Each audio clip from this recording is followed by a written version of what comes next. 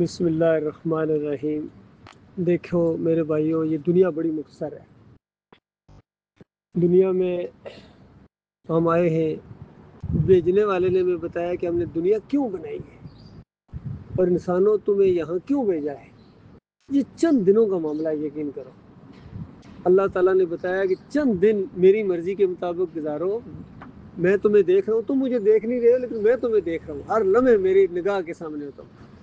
تم کیا سوچ رہے ہو بھائی، یہ بھی مجھے معلوم ہے، تم کیا بول رہے ہو یہ بھی مجھے معلوم ہے۔ تو جو کچھ بولو اللہ کی رضا کے مطابق بولو، اپنے یعنی تم جیسا دنیا میں ایک بندہ قید میں ہوتا ہے، تو قید میں اپنی نہیں چلتی ہے،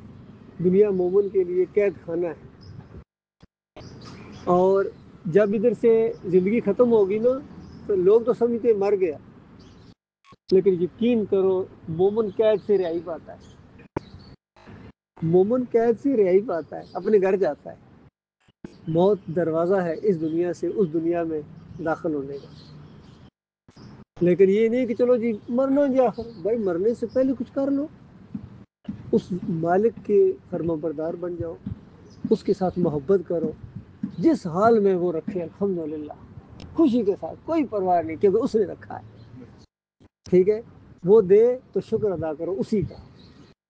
اس نے دیا کسی اور نے نہیں دیا، یاد رکھو، اور نہ دے تو اسی نے روکا ہے، کسی اور نے نہیں روکا ہے۔ وہ دینے پر آ گئے تو پوری دنیا مل جائے نا تو کوئی روک نہیں سکتا، اور وہ روک دے تو پوری دنیا مل جائے نا تو کوئی دے نہیں سکتا۔ بس یہی امتحان ہے، بڑا سادہ مسئلہ ہے، یقین کرو۔ انسان یا تو خوش ہوتا ہے یا پریشان ہوتا ہے، یہی ہوتا ہے نا۔ اللہ تعالیٰ کیا کہتا ہے کہ خوشی ہے تو میرا شکر ادا کرو، اور پریشانی ہے تو صبر کرو، صبر کرو، یہ اللہ کا حکم ہے، انتظار کرو اللہ کی رحمت کا۔ لیکن ایک بات یاد رکھنا کہ کسی اور کے سامنے نہیں جھکنا ہے، کسی اور کے سامنے رکوع نہیں کرنا ہے، سجدہ نہیں کرنا ہے، پکار نہیں لگانی کسی اور کو مدد کے لیے غائبانہ، جس طرح اللہ کو پکارا جاتا ہے۔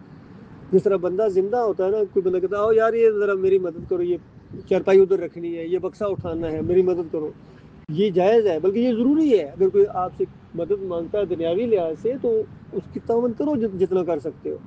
یہ اللہ کی بندگی ہوگی، اللہ خوش ہوتا ہے اس سے۔ لیکن غائبانہ پکارنا کسی کو اللہ کی طرح، جیسا مشکل مصیبت میں ہم کہتے ہیں یا اللہ مدد، اسی طرح لوگ اب کہتے ہیں، کوئی کہتا ہے یا علی مدد، یا رسول مدد، یا غوث مدد، تو یہ پکارنا اللہ کی طرح پکارنا ہے، یہ اللہ کی طرح پکارنا ہے۔ اور ذہن یہ بنانا کہ آتے ہیں مدد کرتے ہیں، کیسے آتے ہیں جی، ہمیں تو کوئی نہیں نظر ہے، نہیں جی وہ وسیلہ بناتے ہیں جی، تو یہ تو اللہ بناتا ہے نا جس طرح وسیلہ، تو پھر آپ نے ان کو اللہ کی طرح مان لیا نا، تو یہ شرک، اس کو شرک کہتے ہیں۔ اللہ تعالیٰ کہتا ہے اگر یہ شرک کر کے تم میرے پاس آ گئے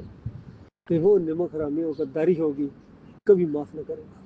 کبھی۔ نمازیں تم نے جتنی مرضی پڑھی، روزے رکھے، حج کیے، تہجد، جو مرضی کیا، زمین اور آسمان کو نیکیوں سے بھر دیا اگر آپ نے، لیکن ایک شرک اللہ کے ساتھ کیا ہے اور آپ کی موت آ گئی ہے تو بس آپ کی خلاصی ہو گئی سارے اعمال کی، سارے اعمال برباد کر دے گا اللہ تعالیٰ۔ اور سمجھانے کے لیے اللہ تعالیٰ نے اپنے قرآن کے اندر نبیوں کا ذکر کیا، سارے رسولوں کا ذکر کیا، ان کی تعریفیں کی اللہ تعالیٰ نے کہ یہ بڑے عمل کرنے والے تھے، اللہ کے بڑے محبوب بندے تھے، لیکن آخر میں فرمایا وَلَوْ أَشْرَكُوا لَحَبِطَ عَنْهُمْ مَا كَانُوا يَعْمَلُونَ، اگر یہ بھی شرک کرتے تو میں ان کا کیا کرایہ غارت کر دیتا۔ یہ سمجھانے کے لیے کہ اس مسئلے کو سمجھو۔ اور آج مسلمان جو پوری دنیا میں ذلیل و خوار ہو رہے ہیں میرے بھائیوں، اسی جرم کی وجہ سے، یہ جرم ان کے اندر آ گیا ہے۔ حالانکہ ان کی طرح پوری دنیا میں کوئی قوم ایسی نہیں جو نمازیں پڑھنے والی ہو، جو عمرے کرنے والی ہو، جو حج کرنے والی ہو۔ یہ کرتے ہیں، ہم کرتے ہیں نا، قرآن کو بھی مانتے ہیں، نبی کو بھی مانتے ہیں، مسلمان کہلاتے ہیں، کلمہ پڑھتے ہیں، لیکن پھر بھی ذلیل و خوار ہو رہے ہیں یار۔ اس کا مطلب ہے اللہ کا جو وعدہ وہ کدھر گیا؟ اللہ تعالیٰ کہتا ہے تم مومن بن جاؤ، تمہیں سربلند کروں گا، عزت دوں گا، وہ کدھر گیا پھر؟ اس کا مطلب یہ ہے کہ وہ وعدہ اللہ کا بالکل سچا ہے، لیکن وہ شرط یہ تھی کہ تم مومن بنو۔ مومن انہوں نے بننے سے انکار کر دیا۔ کوئی بریلوی بنا ہوا ہے، کوئی دیوبندی بنا ہوا ہے، کوئی اہل حدیث بنا ہوا ہے، کوئی سلفی بنا ہوا ہے، کوئی چکڑالوی ہے، کوئی سوروردی ہے، کوئی نقشبندی ہے، کوئی چشتی ہے، کوئی قادری ہے۔ وہ مومن کدھر ہے؟ مومن کدھر ہے؟ مسلمان کدھر ہے؟ پھر ان کا جو جتنے لیڈر ہیں مسلمانی کا دعویٰ کرنے والے، یہ بھی دین کو بیچتے ہیں، اذان دینے کے پیسے لیتے ہیں، اندازہ لگائیے اذان کتنی بڑی چیز ہے، اللہ اکبر انسان کہتا ہے، تو پیسے بندوں سے کیوں لے رہے ہو؟ تو کس لیے اذان دی تھی؟ اللہ کے لیے دی تھی یا تنخواہ لینے کے لیے دی تھی؟ نماز پڑھانے کے پیسے، اذان دینے کے پیسے، قرآن پڑھاتے ہیں، اندازہ لگائی، کہتے ہیں آپ کو قرآن پڑھایا ہے، قرات سکھائی ہے، پیسے دو اس کے، ٹیوشن کہتے ہیں اس کو۔ اس لیے اللہ کے دین کا مذاق اڑایا انہوں نے۔ اللہ نے بھی پھر کوئی پرواہ نہیں کی، کچرا سمجھ کے ان کو نا دنیا میں بھی زمین و خوار کیا، اور آگے جو ذلت ہے وہ اس سے بہت بڑی ہے، وہ اس سے بڑی، یہ تو پھر بھی چلو ختم ہو جاتی ہے، مرنے کے ساتھ ختم ہو جاتی ہے، لیکن وہ تو مریں گے ہی نہیں، وہاں روح ہی نہیں نکلے گی، ہمیشہ آگ میں رکھا جائے گا، خون اور پیپ کی وادیوں کے اندر گھسیٹا جائے گا، لانتیں بھیجی جائیں گی، تھوڑے مارے جائیں گے، چاہے بڑا کوئی خان ہے، بڑا کوئی چودھری ہے، بڑا راجہ ہے، مہاراجہ ہے، صدر ہے، وزیر اعظم ہے، جرنیل ہے، فیلڈ مارشل ہے، جو مرضی ہے، اللہ کے یہاں کچرا ہے اگر شرک کرتا ہے تو، یا شرک کی رکھوالی کرتا ہے، یا شرک کی حمایت کرتا ہے، یا ایمان کی بات نہیں مانتا ہے، تو یہ چند دنوں کی زندگی ہے، یہ ان کی لمبی لمبی کاریں، تو لمبے لمبے ویلے نہیں دیکھنا، ان کا انجام بھی دیکھنا کہاں جانا ہے انہوں نے۔ اگر آپ یہاں تھڑے کے اوپر بیٹھے ہوئے ہو، اگر ایماندار ہو تو اللہ کی نگاہ میں بہت ہی زیادہ عزت والے ہو، بہت زیادہ عزت والے ہو،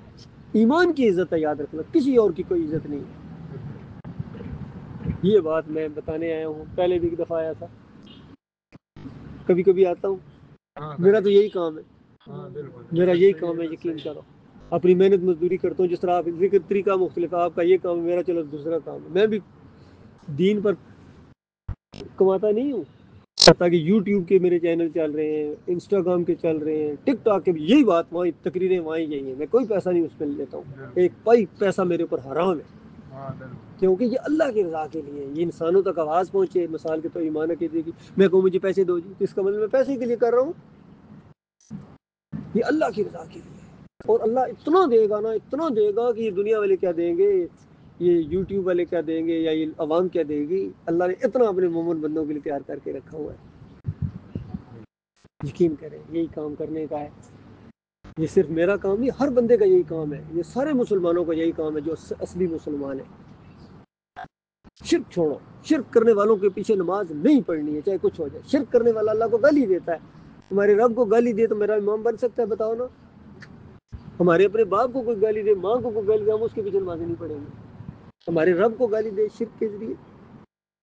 پکارے لگائے رہے، کوئی یا علی مدد، کوئی یا رسول مدد، کوئی 11ویں کھا رہا ہے، کوئی 12ویں کی کیک کاٹ رہا ہے، کوئی تعویذ گندا کر رہا ہے، کوئی امام دامر باندھے، کوئی گھوڑے کی پوجا کر رہا ہے، ہندو گائے کی پوجا کر رہا ہے، یہ مسلمان گھوڑے کی پوجا کر رہا ہے، 10 محرم کو کیا ہوتا ہے؟ گھوڑے کی پوجا ہوتی ہے نا، پھر شربت بانٹے جاتے ہیں، غیر اللہ کی نظر و نیاز ہوتی ہے،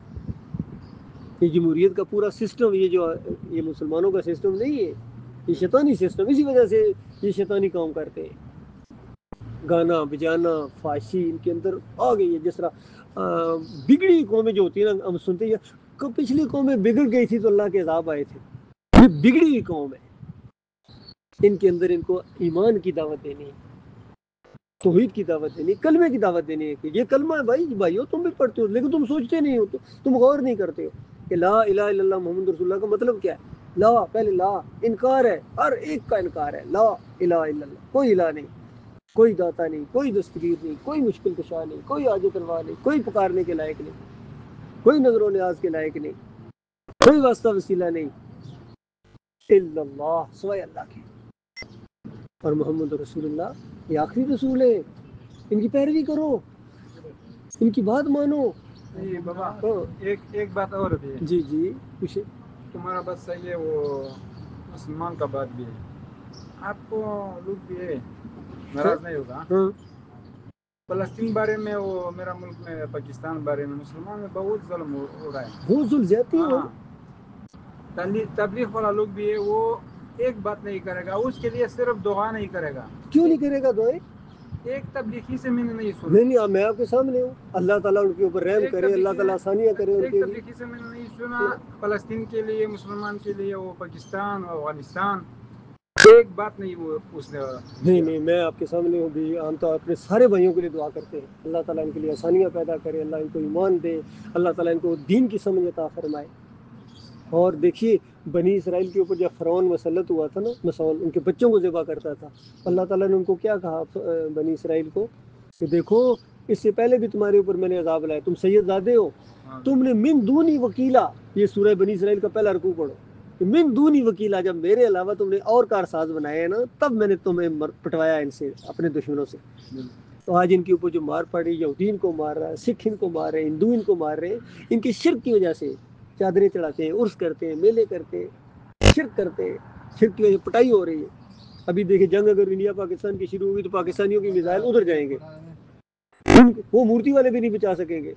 ان کی بھی تباہیاں ہوں گی، ان کی میزائل ادھر آئیں گے، ان کی بھی مزار نہیں بچا سکیں گے، ان کی بھی تباہیاں ہوں گی۔ تو اللہ نے کیا ثابت کر دیا کہ دونوں کے معبود جھوٹے ہیں۔ اللہ کو مانو گے تب اللہ تعالیٰ دنیا میں امن پیدا کرے گا، تب اللہ تعالیٰ آپس میں محبت پیدا کر دے گا، آپس میں بھائی چارہ پیدا کر دے گا۔